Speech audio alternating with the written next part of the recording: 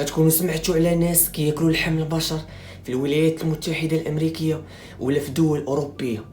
ولكن تخيل معايا الا قلت لك هذا البلان وقع في المغرب وعدد الضحايا كان اكثر من 20 شخص.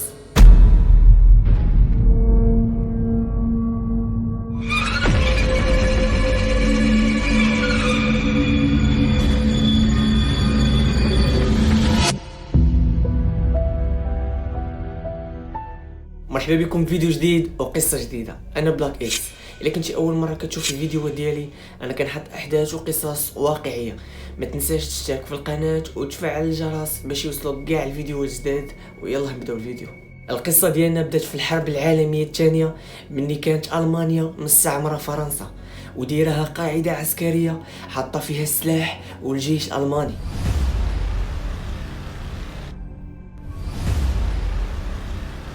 من 1940 حتى ل 1944 عاد باش قدرت فرنسا تتحرر، وهذا بالتعاون مع دول الحلفاء. فرنسا من بعد ما تحررت من الاستعمار الالماني ولات مدمره عسكريا اقتصاديا وفي جميع المجالات. يعني فرنسا ولات دوله ضعيفه ديال بصح. تقدروا تسائلوا شنو العلاقه ديال هذا الشيء بالقصه ديالنا، ولكن اللي خاصكم تعرفوا هو ان فرنسا من بعد ما تدمرات اقتصاديا وعسكريا وفي جميع المجالات قررت انها تطبق الخطه رقم 2، كيفاش يقدروا يحركوا الاقتصاد الفرنسي من جديد ولو غير شويه، وكيفاش يقدروا يوكلوا الشعب الفرنسي كامل. وهنا قالوا الحل الوحيد هو استنزاف الثروات ديال البلدان اللي مستعمرهم فرنسا. وهنا الفرنسيين قالوا باللي اسهل واقرب بلاد مستعمرينه هو المغرب، حيت باش يجيو المغرب ويستنزفوا الثروات ديالو هذا ما غاديش ياخذ منهم وقت بزاف وغاديين ياخذوا اللي بغاو. وفعلا جات فرنسا المغرب وخدات اي حاجه محتاجه الشعب ديالها، لدرجه محصول الفلاحه ديال داك العام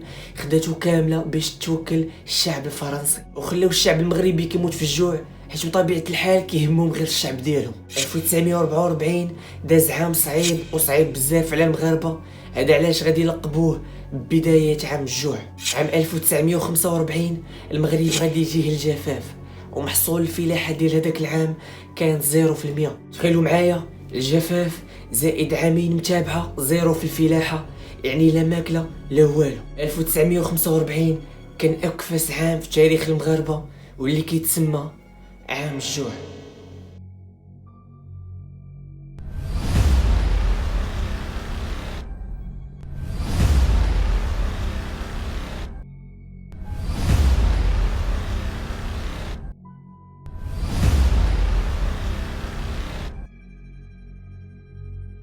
صافي ما بقات لا ماكله لا والو، لدرجه الناس ولاو كياكلوا الوراق ديال الشجر الربيع، ولاو كيصيدوا اللقلاق القنفود، يعني ولاو كياكلوا اي حاجه كاينه. ماشي غير الجوع اللي كان، حتى الامراض والاوبئه انتشروا بزاف، والناس كانوا كيمشيو يحفروا القبوره باش ياخذوا الكفن ويتغطاو على البرد اللي كان.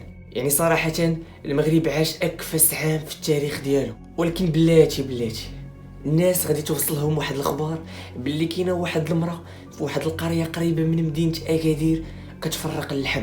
تخيلوا معايا دابا في الفتره اللي الناس ما لاقين ما ياكلوا هذه كتفرق اللحم. اصلا هذيك الفتره اللحم كانوا كياكلوه غير الاغنياء، اما الفقراء كانوا كياكلوه غير في العيد الكبير. واحد المراه الاسم ديالها فطوم عندها 50 عام كانت كتسكن في القريه اللي كاينه حدا اكادير. فطوم في هذيك الفتره اللي المغرب كان في عام الجوع، حتى هي كانت بحال كاع الناس كتاكل الربيع، الاوراق ديال الشجر، اللقلاق، اي حاجه كاينه كتاكلها. ولكن من بعد غادي تولي تصيد المشاش الكلاب وتطيبهم وتاكلهم، وهذا بطبيعه الحال بلا ما يعرف حتى شي واحد. واحد النهار واحد المراه من الناس اللي ساكنين في القريه غادي تفيق الصباح وما غتلقاش الولد ديالها، وغادي تبدا تسول الناس وتغوت وتقلب عليه، ولكن والو ما لقاتوش. من بعد ما غدوز غير 15 يوم عاوتاني نفس البلان، واحد المراه غادي تفيق الصباح وما غاديش تلقى الولد ديالها. وفي ظرف شهر 4 ديال الدراري الصغار ساكنين في القريه ما لقاوهمش.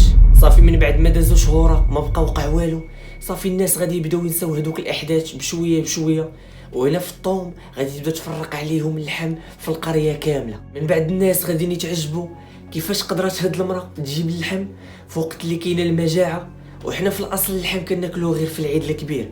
وهذا علاش غادي يسولوها وغادي يقولوا ليها منين كتجيب هاد اللحم.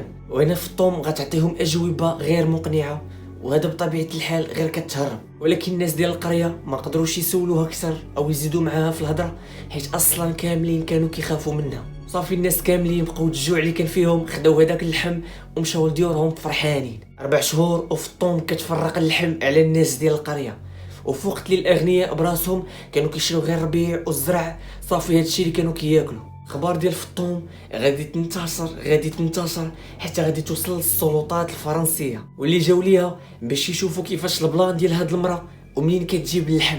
البوليس منين دخلوا للدار بان ليهم كلشي طبيعي، ولكن تخيلوا معايا غير حلوا واحد البيت وهما يتصدموا، لقاو جماجم بشريه والامعاء وبعض الاعضاء ديال الدراري الصغار، كلشي كان مليوح في الارض. البوليس تصدموا ديال بصح مني شافوا هذاك الشيء وحاولوا يخبيو القضيه، ولكن واخا هكذاك ما قدروش، حيت القضيه ديال فطوم انتشرت بالزربه. صافي شدوها وداوها وبداو كيحقوا معاها.